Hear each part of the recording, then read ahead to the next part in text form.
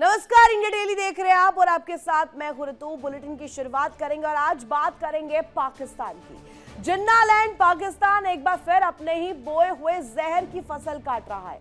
पाकिस्तान का सबसे बड़ा प्रांत बलूचिस्तान, जिसको लेकर जानकारी मिल रही है कि आज आग में वो जल रहा है। बलूच विद्रोही खुलेआम चुनौती दे रहे हैं। आत्मघाती हमलों को लेकर के तस्वीर सामने आ रही है और आत्मघाती हमले हो रहे हैं। दर्जनों ठिकाने तबाह किए जा चुके हैं।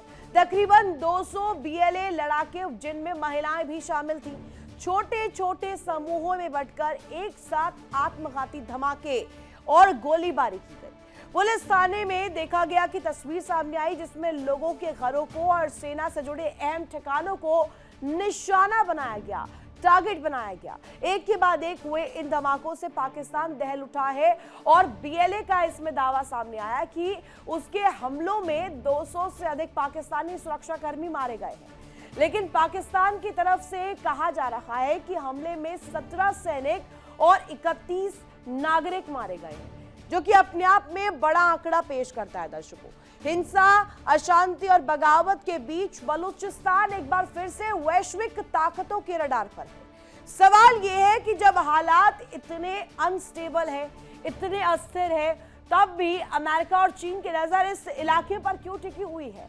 जवाब आता है, यहाँ पर बलूचिस्तान सिर्फ पाकिस्तान का एक अशांत प्रांत नहीं है, बल्कि रणनीतिक संसाधनों और अरब सागर तक पहुंच पर साथ ही साथ ग्लोबल पावर बैलेंस की चाबी है।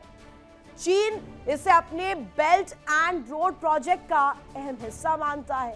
वही अमेरिका की बात करें, अमेरिका इसे चीन के बढ़ते प्रभाव को रोकने के नजरिए से देख रहा है।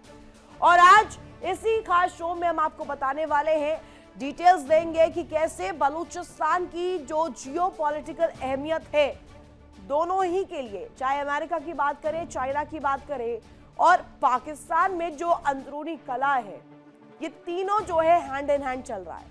फायदा कौन ले जाएगा, कौन वो साबित होगा जो कि सीधे तौर पर इसका फायदा ले जाएगा। अब कुछ डिटेल्स आपके सामने हम रख रहे हैं। सीपीईसी वर्सेस यूएस, बलूचिस्तान में नई जंग अब छिड़ती हुई नजर आ रही है और ये डिटेल्स हम आपको बता रहे हैं। अब अमेरिका की एंट्री से तनाव बढ़ चुका है, साथ ही साथ बलूच विद्रोह से जूझता हुआ पाकिस्तान नजर आ रहा है। पाक आर्मी चीफ मुनीर का बड़ा फैसला इस बीच। अमेरिका को पाकिस्तान ने माइनिंग लीज दी है, अब पासनी पोर्ट की डीलिंग करनी है। पाकिस्तान अमेरिका के बीच खनिज समझौता हुआ है, अरबों डॉलर के मिनरल रिसोर्सेज पर भी नजर है और ऐसे में सिर्फ डॉलर नहीं, ड्रोन की भी एंट्री हुई है। अमेरिकी दखल से सुरक्षा समीकरण भी बदल गए हैं। इसका मकसद क्या है? खनन के साथ साथ बलूच विद्रोहियों पर लगाम लगाना, यानी कि सीधे खनन प्लस बलूच विद्रोहियों पर सीधे सीधे डबल अटैक करना, चीन पर निर्भरता घटाने की कोशिश करना, चीन को लेकर के जो तस्वीर है उसे काबू में करने के लिए अमेरिका के लिए पाकिस्तान सबसे अहम है। पाकिस्तान का रास्ता अगर अमेरिका छोड़ देगा तो चाइना को काबू करने के लिए बड़ी मुसीबत अमेरिका के लिए खड़ी हो सकती है। बलूचिस्तान में अमेरिका चीन की नजर क्यों है? बलूचिस्तान में बढ़ती हिंसा, स्थानीय असंतोष या अंतर्राष्ट्रीय साजिश, ये बड़ा सवाल है। स्थानीय विद्रोह या वैश्विक ताकतों की जंग, सुरक्षा बनाम स्थानीय नाराजगी, ये अमेरिका की एंट्री को लेकर के सबसे पुख्ता तौर पर बात सामने आती है। रेयर मिनरल्स और स्ट्रेटेजिक लोकेशन पर नजर है। चीन को काउंटर करने की पुरानी रणनीति है और साथ ही साथ आपको बता दें, दक्षिण एशिया फिर से पावर गेम का मैदान बन चुका है और इसी के जरिए अब नए वर्ल्ड ऑर्डर को लेकर नई समीकरण बनने की कोशिश भी करी जा रही है।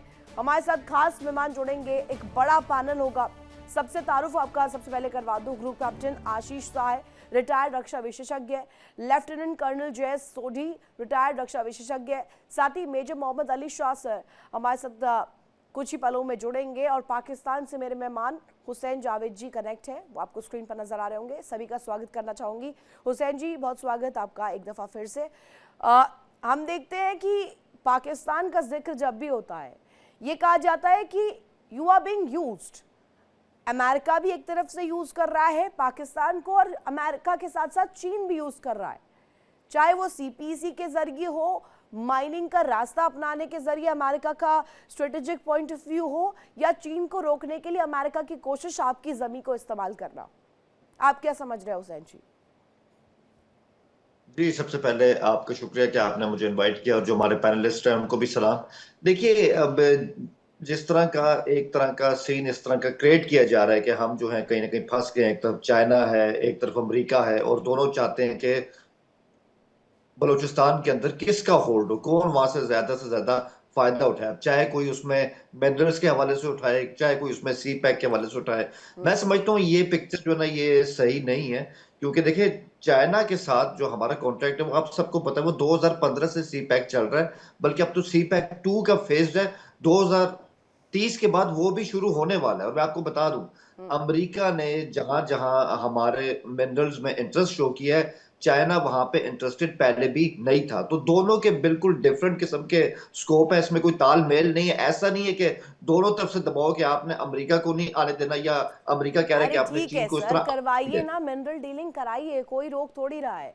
पर सवाल इसको लेकर के किया जा रहा है कि आपने तो दोस्ती का हाथ चाइना के लिए भी आगे बढ़ाया था, और आप जैसा कह भी रहे कि सीपीसी पार्ट 2 पर भी आप लोग काम कर रहे हैं, फिर अमेरिका के साथ मिलकर के चाइना को कैसे रोकेंगे?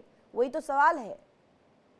हम चाइना को क्यों रोकेंगे मैम? चाइना हमारी सहमति के साथ ही तो सी पैक को लेके 2015 में आए, और चाइना से ज्यादा हमारा टाइम टेस्टेड फ्रेंड कोई नहीं है। ये बात अमरीकियों को अच्छी तरह पता है कि जब बात होती ना बीजिंग की, इस्लामाबाद की, इसकी बेस पे हम कि किसी की कीमत पे ये जो हमारे ताल्लुकात है, इनको इनको हम बिल्कुल भूल नहीं सकते। ये बात बिल्कुल सही, और अमरीकी इस बात को अच्छी तरह से बिल्कुल जानते हैं। और हम तो चाहते हैं, आपने कहा ना कि चाइना को रोकने की कोशिश की जाए, हम तो चाहते हैं चाइना आए, और चाइना आया हुआ है। और इसका सबूत क्या है? आप देखें कि अभी 31 जनवरी को जो इतना सीरियस बीएलए ने अटैक किए, उसके बाद कल चाइना का एक बहुत ही स्ट्रॉन्ग किस्म का रिस्पॉन्स आया कि हम पाकिस्तान के साथ खड़े हैं। और ऐसे तमाम जितने भी एलिमेंट्स हैं जो यहाँ पे डी स्टेबिलिटी चाहते हैं, उनके बिल्कुल खिलाफ है। तो मैं समझता हूँ चाइना भी हमारे साथ है, अमेरिका भी हमारे साथ, और ये हमारी कामयाब डिप्लोमेसी का सबूत है। अरे पाकिस्तान की जब भी बात होती है ना हुसैन जावेद जी, होता क्या है ना, ये कहा जाता है कि गधे बेचकर तो आप अपनी इकोनॉमी चला रहे हैं। ये आप मुस्कुरा ज़रूर सकते हैं, लेकिन ये बात सच्चाई है, आप इसे दरकिनार नहीं कर सकते। आप चाइना को आप गधे बेचिए, या अपने यहाँ की महिलाओं की शादी चाइनीज़ पीपल्स के साथ करें, कोई दिक्कत नहीं है सर, हमें कोई प्रॉब्लम नहीं है। आप करिए, अपनी अर्थव्यवस्था को उभारने के लिए कुछ भी करेंगे सर, वो तो हमने देख ही लिया था। सेलिंग मोड ऑन करके आ गए आपके प्रधानमंत्री, आपके फील्ड मार्शल। सहाय सर, मुझे ये बताइएगा, ये जो टेढ़ी चाल समझ आती है आपको पाकिस्तान की, हर दफा जब भी कहा जाए कि थोड़ा सा विश्वास हो रहा है पाकिस्तान पर, फिर एक ऐसा काम करता है पाकिस्तान जिससे खुद मुंह की खाता है। अभी जैसा इन्होंने बड़ी बड़ी डींगे आंकी सीधे सीधे हुसैन जावेद जी ने, हमारी चाइना के साथ ये रिलेशन है, फला के साथ ये रिलेशन है, डिप्लोमेसी दिख जाती है सर। जब मुंह खोलता है कोई देश ना, उसका प्रतिनिधि, वो दिखता है, दैट शोज। तो आज का जो आपका विश्लेषण था ना, ओपनिंग, वो इतना सटीक था, तो I must appreciate your research team and your presentation. Thank you. Balochistan का एग्जैक्टली क्या इशू है, एकदम नटशेल में आपने बताया है, वेरी इंफॉर्मेटिव एंड एब्सोल्यूट। उसको थोड़ा सा अब वास्टर होराइजन पे देखते हैं। चाइना के पास वहां से गेन करने के लिए बहुत है, तो उन्होंने बहुत ही सोची समझी रणनीति के तहत, देखें, उनको अगर जो उनका स्टैंडर्ड रूटिंग है गल्फ की तरफ through Indian ocean region, India को एनसर्किल करके जाना पड़ता है उनको, वो करीब मेरे ख्याल 13 से 14,000 किलोमीटर का है डिस्टेंस। तो उसमें सी कंटेनर्स को एक एक महीने का टाइम लगता है to reach the ports in Gulf. और उन्होंने सीपीईसी के थ्रू बहुत ही इंटेलिजेंटली पाकिस्तान के को कॉम्प्रोमाइज करा के, और एक 3-4 हजार किलोमीटर का शॉर्ट रूट। अब आईओआर रीजन से उनके जो कंटेनर्स जाते हैं, ये इंटरनेशनल वाटर्स हैं, इसमें बहुत से चोक पॉइंट्स हैं, जबकि सीपीईसी उनका एक अपना प्राइवेट कॉरिडोर टाइप। पर सवाल तो साहिर सर तब उठता है ना जब ये खुद ही बंकर में छुप जाते हैं, ये सारी चीजें करते हैं, और उसके बाद जब ये हमले हो रहे हैं, टीटीपी छोड़ नहीं रहा है, बीएलए की तस्वीर हम देख रहे हैं क्या हो रही है, तो जब ये खुद गिर जा रहे हैं घर के भीतर ही, तो ये छुप जाते हैं बंकर में, फिर जवाब नहीं होता है आवाम के लिए भी। एक तो जवाब नहीं होता है, और दूसरा इनका पिछले कुछ वक्तों से ना वो इंटरनेशनल फोरम पे किस तरह से अपने आप को प्रेजेंट करना है। कल इनके डिफेंस मिनिस्टर ने बोला रितु कि हमारी आर्मी हैंडीकैप्ड है, राइट। बीएलए को काउंटर करने के लिए हमारी आर्मी हैंडीकैप्ड है, because Balochistan is almost 40% of Pakistani land, और उसमें वो इतने फैले हुए हैं, इतना। अरे आपकी आर्मी एक छोटे से ऐसे ऑर्गेनाइजेशन के लिए, हम अगर सिर्फ बीएलए की बात करें, हालांकि बीएलएफ भी अब धीरे धीरे रीजनेबल पावर बन रहा है उस एरिया में, उसके लिए आपकी आर्मी हैंडीकैप्ड है, ये किस तरह का स्टेटमेंट है? और क्यों नहीं बीएलए इन पे ऑफेंसिव होगा जब किसी आप लोकल पॉपुलेशन को इतना डिस्क्रिमिनेट करेंगे मेनलैंड पाकिस्तानीज के अगेंस्ट कि उनका सारा वहां का डेवलपमेंट रोक के और पाकिस्तान में डेवलपमेंट कर रहे हैं, उनके खनिज को बेच के अब अमेरिकन को लीज पे दे दिया कि सब कुछ ले जाओ। ऐसे किसी भी एमओयू में कोई भी नेशन ये ध्यान रखता है कि हम जहां से अर्थ एलिमेंट्स निकाल रहे हैं, 80 to 60 to 80 to 90% उसका वहीं पे इन्वेस्ट किया जाएगा, वहीं के डेवलपमेंट के लिए। और सोडी सर भी कनेक्ट है, मैं एक रिएक्शन इस पर उनका भी चाहती हूँ। सोडी सर, वेरी गुड मॉर्निंग। और सबसे पहला सवाल आपसे मेरा यही रहेगा, हम चालबाजी की बात कर रहे हैं, तो एक तो ये समझाइए कि चाल चल कौन रहा है, क्योंकि पाकिस्तान के पास ना तो कोई कूटनीति मुझे ऐसी नजर आती है, सब धराशायी है। अब साथ साथ अगर मैं कहूँ अमेरिका और China on this bigger perspective, तो ये अमेरिका चाल चल रहा है, चीन चाल चल रहा है, या दोनों ही मिलकर के पाकिस्तान को ग्राउंड बना रहे हैं? ये भी एक सिचुएशन है। जय हिंद ऋतु जी, ये मेरा सौभाग्य है कि मैं आपके न्यूज चैनल पर हूं विख्यात वो पैनलिस्ट के साथ। पिछले साल 17 मार्च को जनरल उपेंद्र द्विवेदी, जो कि भारतीय थल सेना के सेना अध्यक्ष, उन्होंने बयान दिया था, टू फ्रंट वॉर भारत पे पॉसिबिलिटी नहीं है, रियलिटी है, यानी कल्पना नहीं है, वास्तविकता है। और पिछले ही साल 9 जुलाई को जनरल अनिल चौहान, जो कि भारतीय सशस्त्र बल के चीफ ऑफ डिफेंस स्टाफ है, उन्होंने कहा कि जिस तरह से चीन, पाकिस्तान और बांग्लादेश की नजदीकियां बढ़ रही हैं, ये आने वाले समय में भारत की सुरक्षा और अखंडता के लिए दिक्कत पैदा करेंगे। राइट। ऋतु जी, पाकिस्तान को वही समझ सकता है जो किताबें पढ़ता है, अध्ययन करता है, रिसर्च करता है। जो सिर्फ व्हाट्सएप यूनिवर्सिटी पे रहता है, वो कभी पाकिस्तान को समझ नहीं सकता। हाँ, पाकिस्तान एक फेल्ड स्टेट है, हाँ, पाकिस्तान आर्थिक तौर पे खत्म हो चुका है, लेकिन पाकिस्तान दुनिया का इकलौता देश है जिसकी तीनों महाशक्तियों के साथ अच्छी दोस्ती है, अमेरिका, रूस और चीन। इसका एक उदाहरण दर्शकों को मैं देना चाहूंगा। पिछले साल जब ऑपरेशन सिंदूर खत्म हुआ, उसके एक महीने के अंदर भारत की 7 डेलीगेशन, जिसमें 59 सदस्य थे, उन्होंने 33 देशों का दौरा किया पाकिस्तान के बारे में बताने के लिए, पहलगाम के बारे में, सिंदूर के बारे में बताने के लिए। उसी एक महीने में दुनिया की 3 सबसे बड़ी अर्थव्यवस्था कंपनियों ने, international monetary fund, Asian development bank, world bank ने पाकिस्तान को 43.4 अरब डॉलर का ऋण दिया। और इसमें से अधिकतर देश या तो महाशक्तियां हैं तीनों, या फिर G20 के सदस्य हैं, जो हमारे देश में अक्टूबर 2023 में आए, G20 के शिखर सम्मेलन के लिए खान मार्केट में शॉपिंग की, दिल्ली हाट में दही पापड़ी खाई, लेकिन जब वोटिंग की बारी तो उन्होंने पाकिस्तान के लिए वोट किया। हमें ये चीज समझनी होगी, ऐसा क्यों है कि पाकिस्तान, जिसे हम हर अंतरराष्ट्रीय फोरम में आतंकवाद का गढ़ एक्सपोज कर रहे हैं, तब भी उसे इतनी भारी मात्रा में उन्हीं देशों से ऋण मिल रहा है जो हमारे दोस्त हैं। और हम सारे जानते हैं, इतने बड़े ऋण में से एक हिस्सा ये आतंकवादियों को दे दे जम्मू कश्मीर में आतंक फैलाने के लिए। हमें इस चीज पे ध्यान देना होगा, ऐसा क्या है कि पाकिस्तान को इतने बड़े पैमाने पे ऋण मिलता है। हमारे टीवी चैनल दिन रात पाकिस्तान पाकिस्तान पाकिस्तान करते रहते हैं, एग्रीड, करना भी चाहिए, उसने हमें कितना नुकसान पहुंचाया है, लेकिन इस मुद्दे पे क्यों नहीं बात होती कि ऐसा क्या है कि इस देश को, जो फटीचर देश है, उसे तीनों महाशक्तियां सपोर्ट कर रही हैं, उसे इतने बड़े पैमाने में ऋण मिल रहा है। ये हमारे लिए चिंता का विषय है, जैसे हमारे सेना अध्यक्ष और चीफ ऑफ डिफेंस स्टाफ ने पिछले साल बयान दिए। बिल्कुल सर, और जिस तरीके से आप यहाँ पर बता रहे हैं, एक सवाल तो ये है कि पाकिस्तान मानता क्यों नहीं है, और दूसरा सवाल ये है कि जो हमले हो रहे हैं, चाहे हम देखें टीटीपी की तरफ से हो, ये खुद ही इन्होंने पाला था और अब खुद काट रहे हैं। वो कहा जाता है ना कि बोया पेड़ बबूर का तो आम कहां से पाए, वो चीजें बहुत सटीक तौर पर पाकिस्तान के लिए आ रही है। हुसैन जावेद जी, ज्यादा मुस्कुराइए मत, आपके तो शहबाज शरीफ खुद मान चुके हैं कि बहुत आसान नहीं होता है IMF से लोन ले लेना। आईएमएफ से लोन ले लेना बहुत आसान नहीं होता है, झुक के रहना पड़ता है। ऑन रिकॉर्ड उनका बयान है, मैं गलत कोट कर रही हूं, बता दीजिए। देखिए, आप मुझे सुन लें, थोड़ा सा सब्र रखें। मैं मुस्कुराऊं या ना मुस्कुराऊं या आपके सुनी, मैं आपके जवाब देने के लिए अरे हूं। तो आप दिक्कत मेरी क्या है, पर्सनल मुस्कुराइए, जो भी मैंने कोई मना थोड़ी किया, आप मत हाँ, तो मुस्कुराइए। आपने कहा ना मत मुस्कुराएं, तो प्लीज इस तरह पर्सनल रिमार्क्स मत दें। मैं ठीक। आपके सवालों का जवाब देने हूं, अपना मौक़िफ़ दे रहा हूं, आप वहीं तक ही रहिए। हाँ, आप मुझे बताइए आईएमएफ के लिए क्यों कहा शहबाज शरीफ ने? फिर उससे पहले कि मैं आपके सवाल की तरफ हूं, पहले जो सोडी साहब ने बात की ना, मैं हमेशा से उनको दाद देता हूं, सच्ची बात रखते हैं और बिल्कुल सही कहते हैं।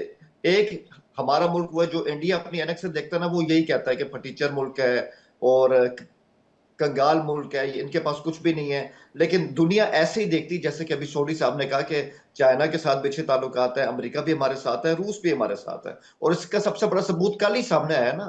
अगर आपने कल की खबरें देखी हों कि अभी ईरान और अमेरिका के दरमियान जो एक ब्रेक थ्रू होने जा रहा है, इस्तांबुल में टॉक्स हो रही हैं, पाकिस्तान उसमें इनवाइटेड है। और ये बहुत ही अहम बात है हमारे लिए, और ये हमारे ग्लोबल स्टेचर को जाहिर करता है। आपको अच्छा लगे ना लगे, ये आपका मसला, ये हमारा मसला नहीं है। दुनिया तो भारत की जो है मैं ना आप आंखें, ही के उन सब मसले की बात कर रही हूँ। उनसे काहे सुबह सुबह पाकिस्तान नाराज को हो रहे बिल्कुल नहीं हैं देखूं ना। हुसैन जावेद जी? नहीं, मैं कोई दिक्कत है? नाराज नहीं आज हो रहा, नाराज क्यों हो रहे हैं, मुझे समझ में नहीं आ रहा। नाराज नहीं मैंने हो तो रहा, मैं ऐसा आपको कुछ बता कहा रहा ही हूं नहीं, कि आप पर्सनल ले जा रहे हैं तो नहीं, मेरे को अरे उसमें मैं आप नाराज मुस्कुरा नहीं रहे हो थे, रहा। मैंने कहा है कि देखिए, एक बहुत कहा जाए बहुत क्रूशल डिस्कशन चल रहा है, आप इस तरीके से मुस्कुरा रहे थे, इसलिए मैंने ऐतराज जताया। अब आपको उससे भी तकलीफ हुई, मुस्कुराना मैंने बातचीत सवाल है पूछा ना। शहबाज शरीफ पर, आपको उस पर भी जवाब नहीं देना है।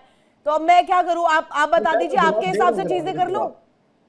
देखिए, आप अगर सवाल पूछें, बिल्कुल आपका हक है और मेरा काम है जवाब देना। और मैं यही जवाब दूंगा कि आईएमएफ के साथ या जितने भी इस तरह के फाइनेंशियल इदारे हैं, अभी आपको सोडी साहब ने बता दिया कि पिछले साल मई की जंग के बाद कैसे उन्होंने हमारे लिए चीजों को आसान किया। तो हमारे उनके साथ इस तरह के ताल्लुकात हैं जो बहुत अच्छे जा रहे हैं, और हमारी इकोनॉमी आहिस्ता अरे आहिस्ता टेक अच्छे ऑफ कर रही है। करिए ये सही सर, बात है ताल्लुकात कि अच्छे हमारी करिए, इकोनॉमी इससे पड़ोसी पहले के ठीक नहीं थी। ताल्लुकात अच्छे हो, कूटनीतिक रिश्ते अच्छे हो, सब चाहते हैं, ये हम भी चाहते हैं, भारत भी चाहता है, ओपनली कह रही हूं मैं। लेकिन फिर शहबाज शरीफ ये स्टेटमेंट क्यों देते हैं कि हमें आईएमएफ का लोन लेने के लिए इतना आसान नहीं होता है, झुककर सिर देखिए, झुकाकर सजदा करना पड़ता देखिए है, सुनिए, फिर जी, मिलता है लोन देखिए जाकर। सुनिए, बात ये है कि उन्होंने जो बात की ना, मैं उनकी बात की हिमायत करता हूँ यहाँ पे। क्योंकि उसकी वजह है कि पिछले 3-4 साल से हमारी इकोनॉमी दबाव का शिकार रही थी। और 2022 वो साल था जब कहीं ना कहीं ऐसे खदशात थे कि कहीं ना कहीं हम डिफॉल्ट ना हो जाए। लेकिन आहिस्ता आहिस्ता हमारे उनके साथ जो है इस तरह का एग्रीमेंट हुआ, उसके बाद चीजें कूल डाउन होना शुरू हुई हैं। तो ऐसे मूवमेंट्स आते हैं, और यही वजह है कि आज जो है हमारी इकोनॉमिक सूरत-ए-हाल आहिस्ता आहिस्ता बेहतर भी हो रही है। और अरे तो रोक यही वजह है दीजिए कि ना, हमारा सुनिए ना, ग्लोबल स्टेचर भी आतंकियों को जो फंडिंग करवाते हैं वो रोक दीजिए ना, उससे मुझे लगता है थोड़ी सी सुधार मिल जाएगी। एक्सेप्ट क्यों नहीं करता है पाकिस्तान की आतंक परोस रहा है पूरी दुनिया में? आतंक आप लोग परोस रहे हैं, अलकायदा आपके यहाँ पर, जैश ए मोहम्मद आपके यहाँ पर, लश्कर तोयबा आपके यहाँ पर, और तो और कमी रह गई थी, हमास के आतंकियों को भी बुला लिया, चीफ गेस्ट बना लिया, खुले में पीओके में क्षेत्र में जहां पर भाषणबाजी करते हैं आतंकी आपके, उन्हें आप वीवीआईपी फैसिलिटीज देते हैं, वहां पर एक्नॉलेज करते हैं, फैसिलिटेट करते हैं। बंद कर दीजिए ये सब। या तो एक साइड से आप बताइए कि आप मजबूर हैं, ठीक है, आप लीजिए लोन, दूसरी तरफ ये मत करिए कि आतंकियों को आप सारी चीजें दे रहे हैं, गोला बारूद सब, जाइए और फट जाइए कहीं पर। ये कहूंगा आपके सवाल के जवाब में कि थोड़ा सा ना भारत को भी अकल के नाखून लेने की जरूरत है। अगर आपने कल हमारी नेशनल असेंबली का सेशन सुना हो ना, उसमें जो बलूचिस्तान में वाकयात हुए हैं, खुला खुला हमारे पास सबूत है, इंटेल है कि ये सब भारतीय ईमा पर किया गया। ठीक है, तो ये जो आतंकवाद का आपको भी इस तरह से शौक चढ़ा है, आपकी हुकूमत को चढ़ा है, ये भी यहाँ पर इस तरह बंद कर दें। ये ना आपके हक में अरे जाएगा, तो ना हमारे हक एक में दफा जाएगा। सुनिए ना, एक मिनट हुसैन जावेद जी, आपकी सदन में क्या हो रहा है, वहां पर किस तरीके की तस्वीर है? पहले तो भारत को ना तो इंटरेस्ट है पाकिस्तान में, दूसरा चीज आपने ये चीज कहा कि पाकिस्तान में जो अटैक्स हुए उसमें भारत का हाथ है, प्रूफ कर दीजिए, वर्ल्ड ऑर्डर के सामने ले आइए, गिव फैक्ट्स ना। क्यों चुपचाप बैठे आपके शहबाज शरीफ और आपके फील्ड मार्शल? आते क्यों नहीं है डिटेल लेकर के भारत के खिलाफ? लाइए कोई सबूत, लेके जाइए यूएन और यूएस के सामने रखिए, दोस्त है आपका तो। आ जाएंगी। आपने शायद ना अभी जो मैंने इससे पीछे बात की वो शायद आपने ना गौर नहीं की है। एक बात सोडी साहब ने की, एक बात उसमें मैंने की। सोडी साहब ने तो ये कहा, आपने कहा ना कि आपकी पार्लियामेंट में क्या हो रहा है, पाकिस्तान में क्या हो रहा है, ये आपको सोचने की जरूरत नहीं। सोडी साहब यही तो कह रहे थे कि पाकिस्तान को समझना तो ये आपको समझना पड़ेगा वहां पे क्या हो रहा है, और मैंने भी यही बात की। चाइना का उन्होंने कहा स्टेटमेंट जो है ना, पाकिस्तान को चाइना समझना है तो you will have to read आपकी बात बुक्स, को जवाब दे रहा यू हूं विल ना। हैव टू रीड बुक्स, उन्होंने कहा। मैंने गलत अगर आपने कोट किया तो सुन लीजिए पहले, उन्होंने कहा कि पहले पढ़ना होगा ना। देखिए, मैं आपकी बात का जवाब दे रहा हूँ। मैं यही कह रहा हूँ कि आपने कहा कि चाइना का कल का बयान, मैंने उसका हवाला दिया। देखिए, चाइनीज को हम जानते हैं, वो बातें कम करते हैं, उनकी बातों में आपको मीनिंग्स ढूंढने पड़ते हैं, ये थोड़ा सा दिमाग इसमें इस्तेमाल करना पड़ता है। जो कल हुआ, उन्होंने कहीं ना कहीं खुला कह दी कि भाई पाकिस्तान के साथ इस तरह की चीजें हमें भी, हमारे लिए भी अनएक्सेप्टेबल है। उनको भी पता है कि इसके पीछे इंडिया, और जो आप कह रही हैं कि हम इसको हाईलाइट करें, तो हमारे साथ काफी ऐसा हमारे पास प्रूफ्स हैं, मटेरियल्स हैं, और ये शेयर होंगे, आप इसमें फिक्र ना करें। इंडियन हैंड बिल्कुल आया है यहाँ पे। अच्छा, साय सर कह रहे हैं कि इंडियन हैंड आया है। अब ये जो धमाके हो रहे हैं उसमें भी भारत है। इसके यहाँ पे इसके आधे में अगर हम देखें, सिंध में जो हो रहा है वो भी भारत का हाथ है। अब बलूचिस्तान में जो हो रहा है वो भी भारत करा रहा है। इमरान खान को भी जेल में भारत ने रखवाया। जो इनके यहाँ पे आतंकी परपलेट हो रहे हैं वो भी भारत ने करवाया था। भारत ने ही सारी चीजें की हैं। पाकिस्तान कुछ नहीं कर रहा है, बिल्कुल वाइट है। वाइट पेपर में पाकिस्तान के नामों को अंकित करना चाहिए। रिजर्वेशंस हैं। एक ऐसी पिक्चर ड्रॉ की गई है कि इंटरनेशनल फोरम पे पाकिस्तान हमसे ज्यादा सक्सेसफुल है, उसके bilateral and multilateral relationships India के मल्टीलैटरल या बायलैटरल रिलेशनशिप्स से अच्छे हैं। इस गलत फहमी में कोई ना रहे, और उसको अगर हुसैन साहब भी हैप्पीली एग्री कर रहे हैं तो वो तो कतई ना रहे। अगर bilateral relations with Russia, China, America, India के साथ देखा जाए तो हम अपने टर्म्स एंड कंडीशंस पे उनके साथ डील करते हैं, जबकि पाकिस्तान के साथ उनकी सारी डीलिंग पाकिस्तान को अपने अंडर में रख के और उन कंट्रीज की तरफ से की जाती है। वो इनको हथियार भी देते हैं, F-16 भी देते हैं, तो इनको बताते हैं कि उन F-16 को कहां पे यूज करना है, कहां पे नहीं करना है। चाइना से इनको जो इक्विपमेंट मिलते हैं, चाइना अपने कंडीशंस पे देता है। तो इंडिया के साथ जो बायलैटरल रिलेशंस है इंटरनेशनल पावर्स के, उसको कोई अंडर एस्टिमेट ना करे। I have no doubt that we have much better relationship with all these countries. हाँ, इनके यहाँ डॉन में और इनके न्यूयॉर्क टाइम्स में और CNN, जो भी लेफ्ट लीनिंग मीडिया एजेंसीज हैं, उनकी तरफ से कुछ ऐसे इनपुट्स आते रहते होंगे कि किसी को ऐसा लगेगा माइक्रो एनालिसिस में कि पाकिस्तान ज्यादा इंटरनेशनली सक्सेसफुल है। Sahil sir, coming to you back, but एक ना बाइट सामने आ रही है। ख्वाजा आसिफ इनके क्या कह रहे हैं, वो बहुत जरूरी स्टेटमेंट हो जाता है, दर्शकों को सुनना चाहिए। इनके यहाँ से अलग अलग जो ये पक्ष रखते हैं वो क्या कुछ कह रहे हैं। ख्वाजा आसिफ, सुनाइए जरा। 20 लाख रुपए की तो सिर्फ राइफल है, हमारे पास नहीं है वो राइफल। उसके ऊपर जो लेजर, जो हीट, बॉडी की हीट से डिटेक्ट होकर फायर होता है, वो $4,000-5,000 का वो है। टोटल जो गियर है इनके पास जो है, इट्स क्लोज टू $20,000। 20 लाख रुपए की तो सिर्फ राइफल है, हमारे पास नहीं है वो राइफल। उसके ऊपर जो लेजर, जो हीट, बॉडी की हीट से डिटेक्ट होकर फायर होता है, वो $4,000-5,000 का वो है। टोटल जो गियर है इनके पास जो है, it's close to $20,000। Sahil sir, उनका बयान सुना आपने? इनको एक रोने की आदत है कि हम भीख पे जिंदा हैं, हमारी इकोनॉमी क्रैश कर गई है, और इसी वजह से जो मेजर पावर्स हैं, जो कभी कभी इनको इंडिया के रेसिस्टेंस के बावजूद इकोनॉमिकली या मिलिटरीली हेल्प करती हैं, उन पावर्स को इंडिया से फ्यूचर में थ्रेट दिखता है। इस बात को समझे, वो हमारे फ्रेंड्स हैं, बट वो हमको एक चैलेंजर, एक ऐसी पावर मानते हैं जो कल उनको ओवरटेक कर सकता है, और इसको बैलेंस करने के लिए। बट सवाल ये है कि क्यों टेढ़ी खीर क्यों साबित हो रहा है? बलूचिस्तान में जो हो रहा है, जो हम देख रहे हैं, एक के बाद एक अटैक्स हो रहे हैं, धमाके हो रहे हैं, and Pakistan is not being able to stop this. Sodhi sir, मुझे ये बताइएगा, ये बेबस पाकिस्तान हुआ क्यों है? इसमें अंतर्राष्ट्रीय कोई फोर्स है या ये सच में वहां के स्थानीय लोगों का असंतोष है? वो इनसिक्योर है, वो नहीं मान पा रहे हैं, विश्वास नहीं कर पा रहे हैं। ऋतु जी, 23 मार्च 1940 को जब मोहम्मद अली जिन्ना ने लाहौर में, जब पाकिस्तान भारत एक ही थे, लाहौर में जब पहली बात मांग की एक पाकिस्तान देश बनाने की, जिसे लाहौर डिक्लेरेशन के नाम से कहा जाता है, उस दिन 23 मार्च 1940 को सिर्फ 8% मुसलमान भारत में पाकिस्तान की क्रिएशन को सपोर्ट करते थे। आज की तारीख में पाकिस्तान के जो 4 सूबे हैं 4 में से 3 उस वक्त भी पाकिस्तान में नहीं जाना चाहते थे, भारत में रहना चाहते थे या आजाद रहना चाहते थे, जैसे बलूचिस्तान, NWFP जिसे अब एक खैबर पख्तूनवा कहते हैं, और तीसरा सिंध। सिर्फ एक पाकिस्तान का पंजाब सूबा था जिसके थोड़े लोग चाहते थे कि एक अलग देश बने। लेकिन हुआ क्या कि 5 मई 1945 को जब जर्मनी ने सोवियत संघ को आत्मसमर्पण किया दूसरे विश्व युद्ध के दौरान, उसी दिन विंस्टन चर्चिल जो कि ब्रिटेन के प्रधानमंत्री थे, उन्होंने गोपनीय स्टडी ऑर्डर की जिसमें कहा गया कि यह पता करो कि आने वाला समय भू सामरिक तौर पे, जियोपॉलिटिकल तौर पे कैसा होगा, क्योंकि सोवियत संघ शक्तिशाली हो रहा।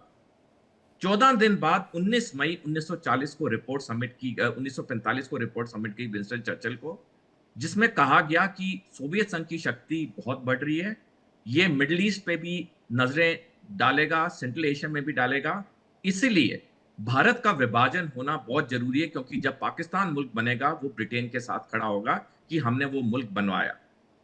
19 मई 1945 के बाद जब ये रिपोर्ट सबमिट हुई, उसके बाद ब्रिटेन ने पूरी तरह जिन्ना को समर्थन दिया एक अलग देश बनाने के लिए, जिसका नतीजा ये हुआ कि 1947 में पाकिस्तान एक नया देश बना और भारत आजाद।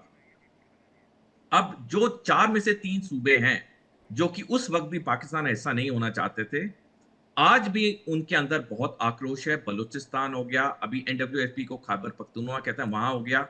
तो इन 2 सूबों में तो आक्रोश बिल्कुल सामने है, जो हम BLA और TTP की हरकतें देखते हैं आए गए दिन। सिंध के लोगों में भी एक आक्रोश है, लेकिन अब तक वो एक मिलिटेंट तौर पे एक्टिव नहीं हुए। तो पाकिस्तान जो एक देश बना, वो तब बना जब सिर्फ 8% मुसलमान वो देश चाहते थे। तो आज हम जो पाकिस्तान के अंदर ये आए गए दिन ये देख रहे हैं, इसका एक ऐतिहासिक कारण है। अब मैं आपके प्रश्न के दूसरे भाग पे आता हूं कि पाकिस्तान इस सब के बावजूद क्यों एक देश के तौर पे, या क्यों भारत के खिलाफ, या क्यों ये सारी जो अब तक हम डिस्कस करते हैं। ऋतु जी, मैं दर्शकों से अनुरोध करूंगा 2 किताब जरूर पढ़ें। एक है नो एग्जिट फ्रॉम पाकिस्तान जो डेनियल मार्के ने लिखी है, दूसरी है 9 लाइव्स ऑफ पाकिस्तान जो डेक्लान वॉल्श ने लिखी है। जब दर्शक ये 2 किताब पढ़ेंगे, और एक किताब बहुत अच्छी है, तथ्यों के साथ है, और एक तीसरी किताब मैं बताना चाहूंगा जो पार्टीशन के ऊपर है। उस किताब का नाम है shadow of the great game, the untold story of India's partition, जो नरेंद्र सिंह सरीला ने लिखी है। जिस दिन दर्शक ये 3 किताब पढ़ लेंगे, उनका पूरा साउथ एशिया में क्या हो रहा है, पूरा जो भारत पाकिस्तान का तनाव है, ये उनको अच्छी तरह समझ आ जाएगा। बहुत इंपॉर्टेंट आप बता रहे हैं, और इस पर ध्यान देना जरूरी भी है। साउथ एशिया की राजनीति इससे इफेक्ट होती है, कूटनीति इस पर डिपेंड करती है, और ये किताब जो आपने सजेस्ट की है, ये निश्चित तौर पर इन तमाम चीज़ों को, इन तमाम पहलुओं को बताती भी होगी। लेकिन एक बड़ी खबर सामने आ रही है, वो उससे दर्शकों को सबसे पहले बता दे। बलूचिस्तान में हमले से चीन और अमेरिका अलर्ट है। ये इंफॉर्मेशन अभी बलूचिस्तान में उतरेंगी चीन की सेनाएं। पाकिस्तान में धमाके के बाद मुनीर ने बैठक भी बुलाई है। गोलीबारी में कम से कम 145 हमलावरों को मारा गया है। सरफराज बुख्ती की तरफ से ये बयान, और BLA ने सुरक्षा बलों के खिलाफ ऑपरेशन हेरोफ 2.0 चलाया है। अब देखिए, ये अपने आप में बहुत इंपॉर्टेंट हो जाता है, जिसमें साफ तौर पर यह बयान सामने आना, बलूचिस्तान में हमले से चीन और अमेरिका अलर्ट है। अमेरिका ने पहले ही कह दिया है कि अपने जो उनके नागरिक हैं वो पाकिस्तान ना जाए, खतरा हो सकता है। उन्होंने एडवाइस दी भी जारी किया। हुसैन जावेद जी, अब मुझे जरा ये बताइएगा, मैं यहाँ पे 2 चीजें कोट करना चाहूंगी। एक तो अब ये अमेरिका की तरफ से जो एडवाइजरी आई है कि पाकिस्तान ना जाए। आप बड़ी बड़ी बातें करते हैं कि अमेरिका के साथ ये रिलेशन है, वो रिलेशन है। अब अमेरिका क्यों रोक रहा है अपने नागरिकों को? कुछ तो होगा, तभी मना कर रहा है ना कि मत जाइए। कभी बस में धमाके हो सकते हैं, कभी ट्रेन में हो सकते हैं, न जाने कहाँ फट जाएं, कुछ पता नहीं। अब ये बताइएगा मुझे कि अगर एक यहाँ पे मैं कोट करना चाहूंगी, एक आप ही के पाकिस्तान के ही बेहतरीन व्यक्ति हैं, पाकिस्तान इतिहासकार है याकूब खान बंगाश। वो अपनी किताब अ प्रिंसली अफेयर में लिखते हैं कि आज़ाद रहने के प्रतिरोध को पाकिस्तान की सरकार ने कुचल दिया और बलपूर्वक कलात को अपने में मिला लिया। इस पर आपकी क्या राय है? अच्छा मैम, ठीक है, मैं आपके सवालों का जवाब दूंगा, लेकिन उससे पहले जो हमारे पैनलिस्ट हैं उन्होंने भी कुछ सवाल उठाए, मैं उनका भी जवाब दूंगा और आपसे उम्मीद करता हूँ थोड़ा सा टाइम मुझे दें इसमें। सबसे पहले तो देखें, अभी जो आपने ख्वाजा आसिफ साहब की स्टेटमेंट सुनाई, जो उन्होंने पार्लियामेंट के अंदर बयान दिया था, वो बिल्कुल सही कह रहे थे, बिल्कुल, क्योंकि जो असला सामने आया, जिस तरह का असला आया, जिस तरह के हथियार इस्तेमाल किए गए, उन्होंने उसकी कीमत बताई, सब कुछ बताया, ये वही असला है जिसकी जो मालियत है वो $7 अरब है। वही असला है जो अमेरिका अफगानिस्तान में 2021 में छोड़ के गया था। अब ऑब्वियसली जो असला अमेरिकी इस्तेमाल कर रहे हैं वो हमारे पास या आपके पास तो नहीं होगा ना, ऑब्वियसली हमारे पास इतने फंड नहीं होते हैं, लेकिन ये कि जब ऐसे चीजें आतंकवादियों के हाथ में होती हैं तो फिर आपको कई दफा अपनी जो स्ट्रेटजी है उसको चेंज भी करना पड़ता है, तो इस लिहाज से वो बिल्कुल सही कह रहे थे। दूसरी बात, आपने अभी दो सवाल उसमें उठाए। क्या लिखा था उसने, एक तो आप मेड इन इंडिया? जी जिस असलाह की बात आप कर रहे हैं, ख्वाजा आसिफ कह रहे हैं, उसमें क्या मेड इन इंडिया लिखा था? नहीं नहीं, आप मेरी बात ही नहीं समझी है, नहीं, मैंने आप इंडिया का क्लियर नाम तो ही नहीं कीजिए। लिया। आप जब बात रखते हैं मैं कह रहा तो हूँ एक शिगुफा 7 मात्र अरब क्यों डॉलर छोड़ते का, हैं? सुने पूरा सुने, बात कराइए। आप समझी नहीं ना, मैं वही समझाइए ना आपके लिए प्लीज, मैं उसको समझाइए। रिपीट कर रहा यस, हूँ। जी जी, मैं उसके लिए रिपीट कर रहा हूँ। ये अमरीकी असला था $7 अरब का, जो गुड, अफगानिस्तान में यस। रह गया। ये टीटीपी को भी मिला है, ये बीएलए को भी मिला है, और जब उनके साथ फाइटिंग होती है तो यही असला हमारी आर्मी को वहां पे मिलता है। यही चीज है, मैं वही कह रहा हूँ कि ये अमरीकी असला है जो इनके हाथ लगा। ऑब्वियसली ऐसा सोफिस्टिकेटेड क्या असला हो हमारे गया पास फिर? नहीं है। अमेरिकी असला है, अमेरिका तो आपका दोस्त था, वो असला दे रहा है इन आतंकियों को या टीटीपी मैम, को। आप पता नहीं, मैं हैरान हूं कि या आप इतनी सिंप्लिसिटी से समझना नहीं चाह रही, या वाकई आपको समझ नहीं आ रही। मुझे अमरीकी समझ चले गए सब ना आ छोड़ रही है, के। मैं डिकोड करना अमेरिका चाह ने रही हूँ नहीं और दिया, आपके देखिए शब्दों से देखिए एक डिकोड मिनट। करवाना चाह रही हूँ। इतने आप अगर इस तरीके की बात रखते हैं तो मैं चाहती हूँ कि आप अपने मुंह से क्लियर क्लियर बोले। आपने कहा कि अमेरिका का वो था ना असला, तो अमेरिका तो आपका दोस्त था। अब मैं भी कंफ्यूज हो रही हूँ कि अमेरिका दोस्ती है, वहां पे लड़ाकों को दे रहा है, हथियार दे रहा है। मैं देखिए, वही वही से बात जानना है ना कि आप चाहती हूँ। डॉट को बिल्कुल गलत किस्म का कनेक्ट कर रही हैं। अमेरिका चला गया, असला पीछे रह गया। ऐसा नहीं कि अमेरिका ने अपने हाथ से वो असला इनको दिया है, ये नहीं है। इस चीज को क्लियर कर लेना, वो बाद में जो है इस तरह के आतंकवादियों के हाथ लग गया। एक बात तो ये। दूसरा, अच्छा, आपका एक और सवाल है। आपने एक शख्स है, मतलब याकूब खान है, ठीक है, होंगे जी, उन्होंने एक इस तरह की बुक लिखी है और उसमें उन्होंने कल्लात के हवाले से बात की। देखिए, कल्लात को ना हमेशा इसकी हिस्ट्री को गलत अंदाज से बयान किया जाता है। जो खान ऑफ कल्लात थे, जो एक्चुअल वहां के हेड थे, उन्होंने बकायदा पाकिस्तान के साथ इल्हाक कर लिया था। उनके जो भाई हैं उनको लगा कि ये इल्हाक सही नहीं है और वो वहां से चले गए, और उन्होंने थोड़ी सी वहां पे मूवमेंट भी शुरू करने की कोशिश की जो नाकाम रही। तो ये बिल्कुल बेबुनियाद बात है। कल्लात का इल्हाक हमारे मुल्क के साथ हो चुका था, और इसमें कोई ऐसी चीज नहीं जिसमें हम किसी किस्म की साजिश को देखें। एक बात सहाय साहब का जवाब मैं दूंगा। उनके साथ मेरा ये दूसरा या तीसरा शो है। फौज के बंदे और बड़े अच्छे अंदाज में अपनी बात करते हैं। तो लेकिन मतलब उन्होंने ये कहा कि जो इंडिया के ताल्लुकात हैं वो भी आलमी ताकतों से बहुत अच्छे सुनिए, हैं। एक मिनट, साहिब ठीक है, साहब, ठीक है, जी आपने सारी बातें रखी, आप क्लियर भी कीजिएगा और पूरी बात अपनी रखिएगा, पूरी बात रखिएगा। एक मिनट, पूरी समय दूंगी मैं, रुकिए।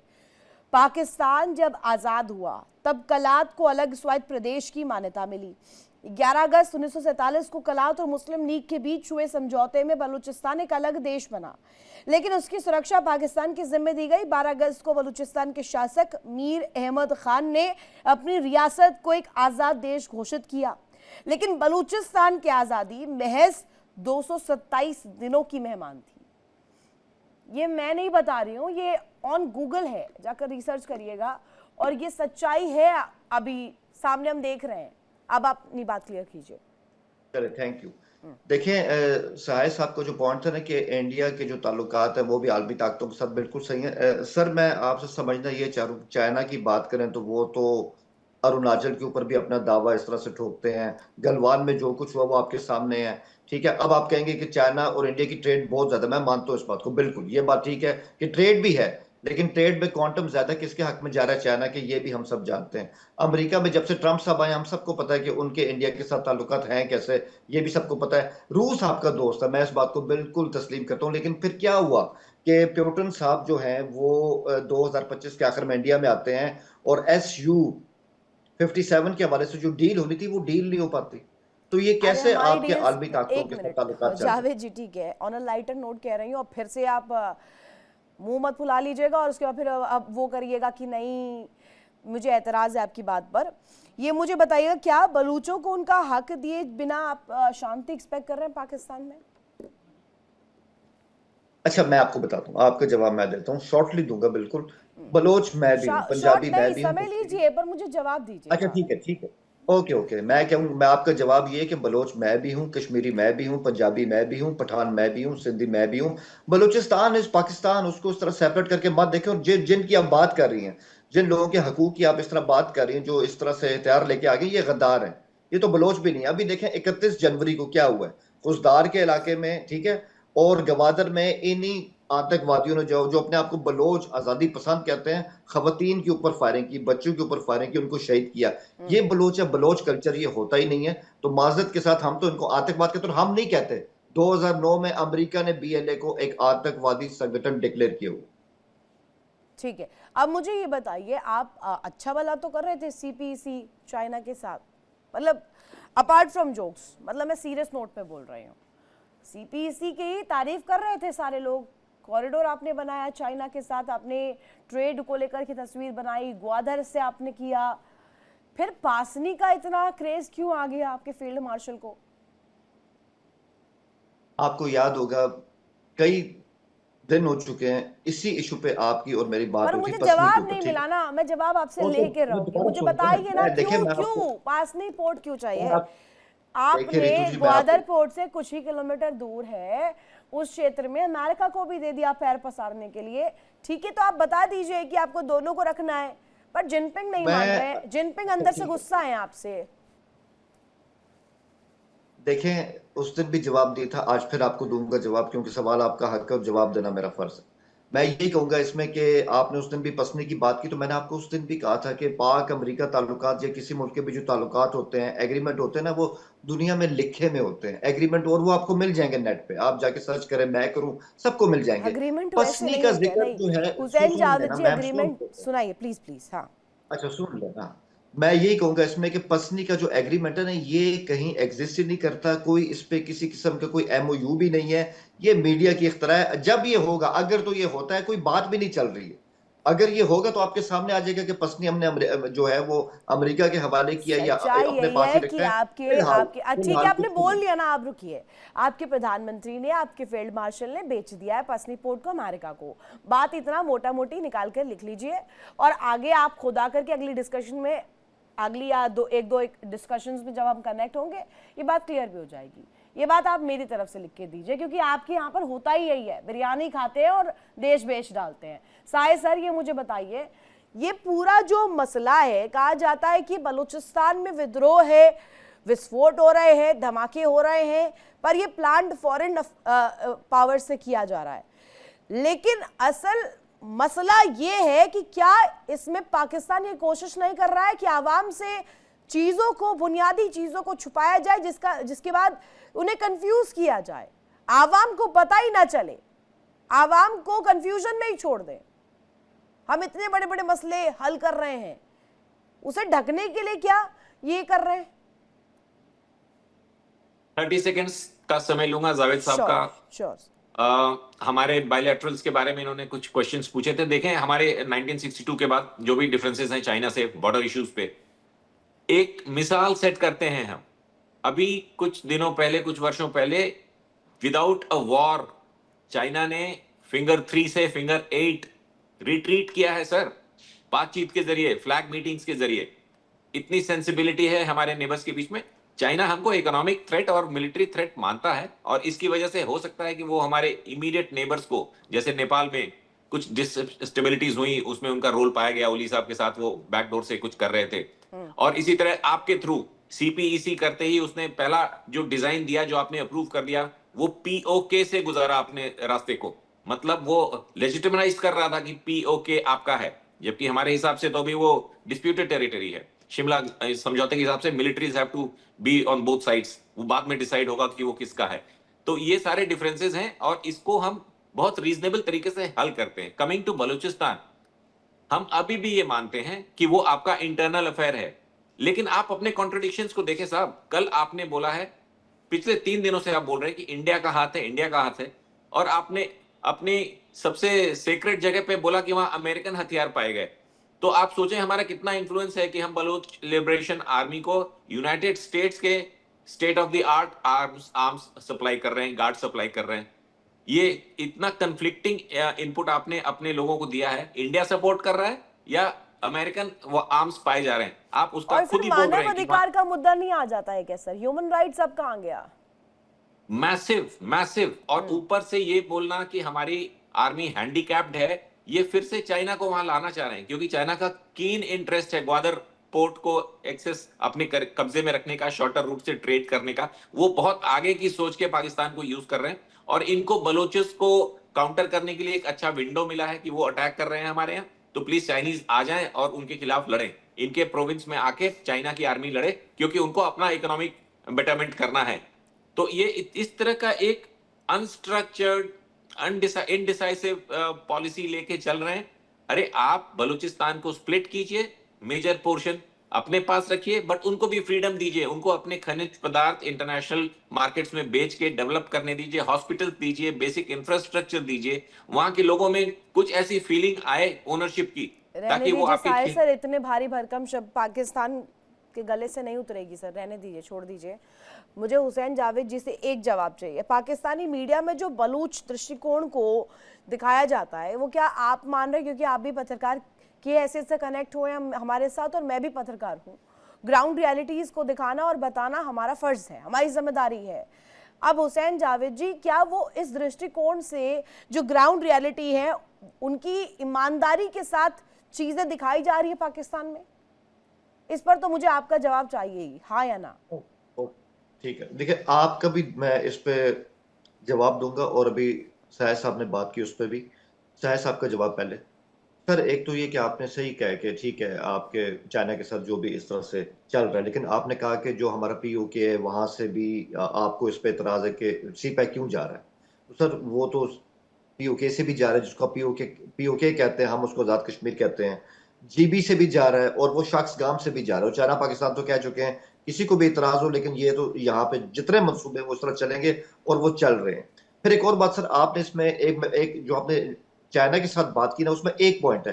फिर सर क्या वजह है कि आपके एक्स आर्मी चीफ हैं जनरल निर्वाणे हैं, उनकी किताब 1 साल से शाया ही नहीं हो रही है, क्योंकि उसमें बहुत ज्यादा सेंसिटिविटीज को बयान किया गया चाइना के साथ, जिसमें उन्होंने ये भी कहा कि जब गलवान का इशू था तो मैंने दिल्ली से राब्ता करने की कोशिश की, 2-2.5 घंटे मुझे कोई जवाब ही नहीं मिला, और सिचुएशन बहुत टेंस थी। और आज भी उनकी किताब तैयार पड़ी है, 1 साल से उनको शाया नहीं होने दिया जा रहा। और ये इंडिया के एक्स आर्मी चीफ है, कोई आम बंदा नहीं है। ये भी सवाल है कि इस तरह की सेंसिटिविटीज को इंडिया में दबाया क्यों जाता है। अब आपका सवाल जो आपने मुझसे सवाल किया, देखें बलूचिस्तान में सूरत-ए-हाल हसास रही है, सेंसिटिव रही है। अगर मैं आपको ये कहूँ कि वहां अमन चैन की बांसुरी इस तरह से बजती रही तो ये सही नहीं होगा। लेकिन अगर वहां पे खबरें छुपाई जाती ना, जो आपके सामने फिगर आए हैं कि 31 जनवरी को 31 आम शहरी वहां पे शहीद किए गए, 17 हमारे सिक्योरिटी फोर्सेस के जवान शहीद किए गए, ये बहुत बड़ा फिगर होता है। अगर ये इसको थोड़ा सा छुपाया जाता तो इसको और बहुत ही कम करके बताया जाता। तो यही बात है कि हर चीज को सही तरह से बताया जाए। जावेद जी, अभी आपने एक जिक्र किया नरवणे साहब की किताब का, 4 स्टार्स ऑफ डेस्टिनी, जिसका नाम किताब का है, वो अभी ना प्रकाशित हुई है। इस पर हमने कल डिस्कशन कर ली है सर। अगर आप लेट हैं तो this is your fault, this is Pakistan fault. Bharat में तो इस पर डिबेट डिस्कशन हो चुकी है सर, कल की डेट की खबर है, बहुत पुरानी खबर हो गई। आप सुनिए, मैं आपको अपडेट कर देती हूँ ना, मैं आपको अपडेट कर देती हूँ, 1 मिनट, मैं बता रही हूँ ना। अब आपने जब बोल ही दिया है, ये बीज डाल ही दिया, तो अब सुन लीजिए। 4 स्टार्स ऑफ डेस्टिनी जो किताब है ना, वो आर्मी पर्सपेक्टिव की किताब है। उसमें आर्मी पर्सनल को लेकर चीजें हैं जो कि बहुत क्रूशल हो जाती है, हमारी डिप्लोमेटिक स्ट्रेटजीज को इन्वॉल्व कर रही है, क्योंकि वो निजी जिंदगी से जुड़ी हुई है। Let me be very clear. और वो किताब अभी भी नहीं आई है, प्रकाशित नहीं हुई है, यानी कि जिस बच्चे का जन्म नहीं हुआ उसका नामकरण पहले तो आप ना करें। दूसरी बात, कम से कम हमारे यहाँ पे इतनी आजादी तो है कि खुलकर बात रख पा रहे हैं। आपके फील्ड मार्शल आपके फील्ड मार्शल, उनके पास ये भी नहीं होगा, ये भी नहीं दे पाएंगे फंडामेंटल राइट। है हैसियत वहां पर किसी पत्रकार की या किसी सेना से जुड़े व्यक्ति की अपनी निजी जिंदगी पर बता दे? बताइए मुझे।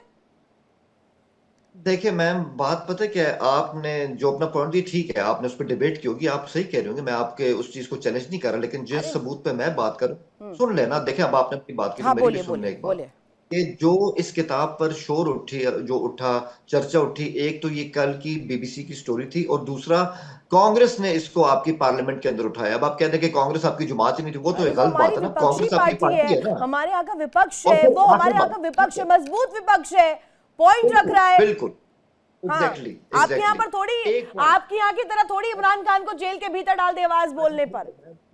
ठीक है, इट्स ओके, लेकिन हाँ, आप इसमें ये भी देखें ना, आपने खुद कह दी ना कि वो तो उसमें बहुत ज्यादा सेंसिटिव चीजें हैं, बहुत ज्यादा इस तरह की चीजें हैं, वो मिलिट्री लाइफ के बारे में।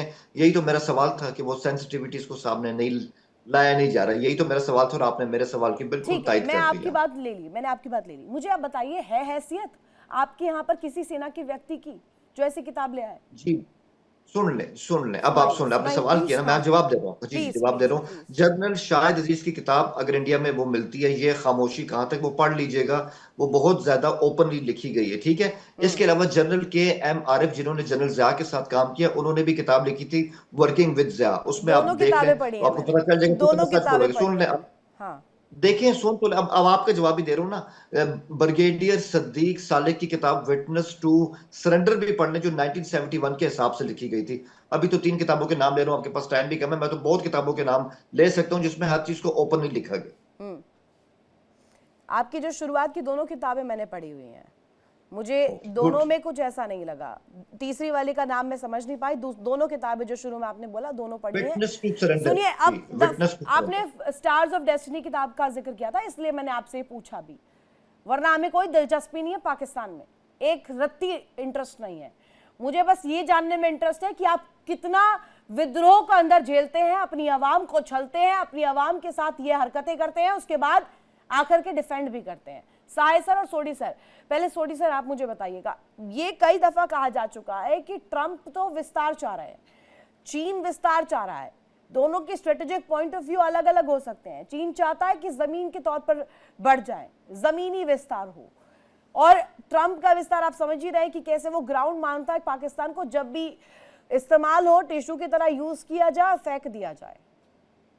तभी तो अब भारत को देखिए, भारत के लिए इतनी बड़ी बड़ी बातें कहा करते थे पाकिस्तान में लोग कि भारत की अमेरिका के साथ चल नहीं पा रही, डोनाल्ड ट्रंप के साथ चल नहीं पा रही। कल ही वो डील हमने रखी है ना सामने, दुनिया के सामने रखी है कि सुपर पावर भी झुकता है, झुकाने वाला होना चाहिए।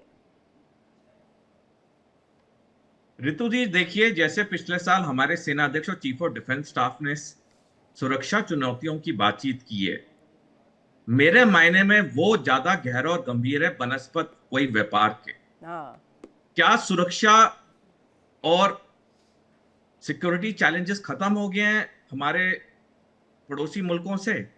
क्या चीन, पाकिस्तान, बांग्लादेश का कोई अभी सिक्योरिटी चैलेंज नहीं रहा है क्योंकि अमेरिका के साथ हमारा ट्रेड डील हो गई है कल? देखिए, हमें सुरक्षा पॉइंट ऑफ व्यू से पहले जाना बहुत जरूरी है।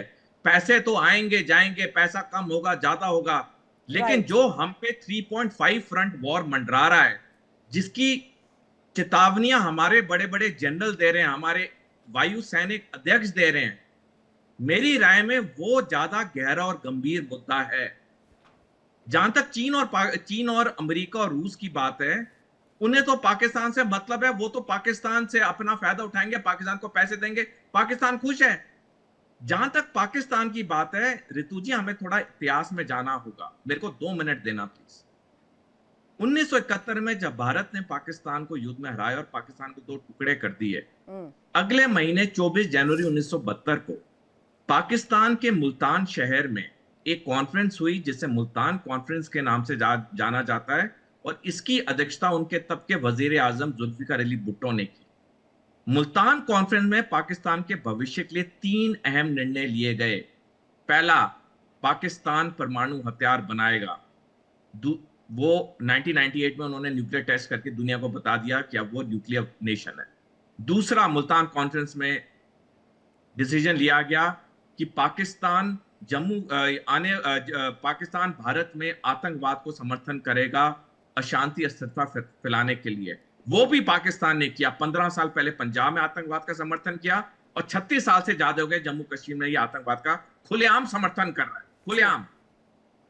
तीसरा जो डिसीजन लिया गया था मुल्तान कॉन्फ्रेंस में, वो ये था कि आने वाले समय में पाकिस्तान भारत पे युद्ध करेगा जम्मू कश्मीर के लिए।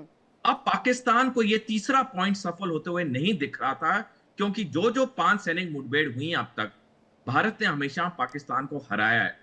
लेकिन सब कुछ बदला 14 मार्च 2013 को, जब शी जिनपिंग चीन के राष्ट्रपति बने पहली बारी, और उसके बाद जिस तरह से पाकिस्तान और भारत की नजदीकी आई, जिसे हम टाइट एम्ब्रेस कहते हैं, इसकी चेतावनी हमें हमारे सेनाध्यक्ष ने पिछले साल 17 मार्च को दी है। और जब बांग्लादेश में तख्ता पलट हुआ 5 अगस्त 2024 को, इसकी चेतावनी हमारे चीफ ऑफ डिफेंस स्टाफ ने दी है पिछले साल 9 जुलाई को। मेरे एनालिसिस में ये सुरक्षा चुनौती बहुत बड़ी है हमारे लिए, जिसकी बार बार बातचीत सेनाध्यक्ष, वायु सेनाध्यक्ष और चीफ ऑफ डिफेंस स्टाफ कर रहे हैं। ठीक है, व्यापार की डील हो, 10 आलू आए 10 आलू जाएं, वो ठीक है, लेकिन आज सर वो भी क्या करे जिनके पास एक बोरी चावल ना हो। सर ऐसे मत बोलिए सर, वहां पे एक ट्रक जाता है और बोरी ट्रक के लिए वो लोग जो भिड़ते हुए दिखते हैं ना, वो वीडियोस भी आ जाती है ना। सर पाकिस्तान के पर्सपेक्टिव से सोच के भी देखिए ना, वहां पे तो खाने के लिए नहीं है। हुसैन जावेद जी, आप लोग बड़ी बड़ी बातें करते हैं, सीधा अगर मैं इस पे सवाल रखूं, अगर सिर्फ मुस्लिम बाहुल्यता ये एक पैमाना था, अगर एक मुस्लिम मेजॉरिटी पॉपुलेशन एक पैमाना थी, तो कलात जैसी स्वतंत्र रियासत को आपने मिलाने के लिए जनता की राय भी नहीं मानी, जनता की राय मांगी भी नहीं, क्यों?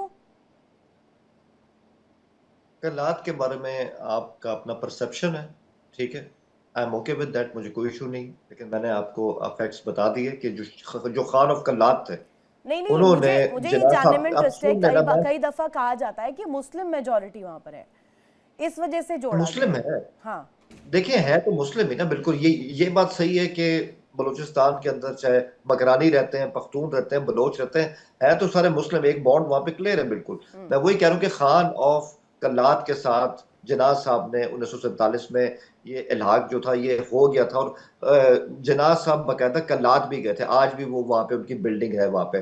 मैं वही कहूंगा कि खान ऑफ कलात के भाई को इस पर इश्यूज थे, उनको इशू होते रहे, बाद में इलाक हो गया। और अगर यही सवाल आपने रखना है कि अवाम की बात को जोड़ ले रहे हैं और जनता मूक दर्शक बन के बैठी हुई है, थोड़ी रहेगी, वही तो विद्रोह निकल रहा है अभी, वही तो आप सॉर्ट नहीं कर पा रहे हैं। हुसैन जावेद, आप जनता से पूछकर मिलते मिलवाते तब ठीक था, पूछा ही नहीं आपने, दिक्कत तो वहीं पर आ गई के साथ थी जी, उसमें कोई ऐसा इशू नहीं है। और ये सवाल तो फिर इंडिया भी अपने आप से करे ना कि जूनागढ़ में आपने क्या किया, हैदराबाद दक्कन में आपने जूनागढ़ में जो हुआ, जूनागढ़ अब भारत का पार्ट है, आप उसकी फिक्र ना करें, वो बहुत महफूज है।